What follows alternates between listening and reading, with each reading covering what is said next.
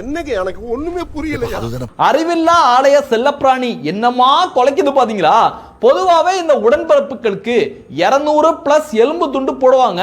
ஆனா கருணாஸுக்கு நல்ல சதையோட இருக்கிற லெக் பீஸா போட்டிருப்பாங்க போல இருக்கு. அதனாலதான் இந்த 200 ஊப்பி கூட இந்த மாதிரி முட்டு கொடுக்க மாட்டான். ஆனா கருணாசு விழுந்து முட்டு கொடுத்திருக்காப்ல. கேவலம் ஒரு சீட்டுக்கு இந்த ஒரு சான் வயிறுக்காக என்னமா பாடுபடுறாப்ல. நிறைய பேர் அன்னைக்கே காமெடியா எழுதிட்டு இருந்தாங்க சோசியல் மீடியால. இது மாதிரி இன்னைக்கு ஸ்டாலின் அவர்கள் கொடியை பிடிச்சிட்டு அவர் பேரணி எல்லாம் போன நேரத்தில் போரும் நின்று போச்சு. நாளைக்கு உடன்பிறப்புகள் எப்படி தெரியுமா வந்து உருட்டுவாங்க பாத்தீங்களா?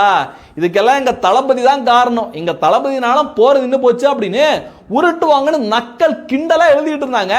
உண்மையிலேயே இந்த அறிவாலயத்து செல்லப்பிராணி கருணாசு அதே மாதிரி பேசியிருக்காப்ல.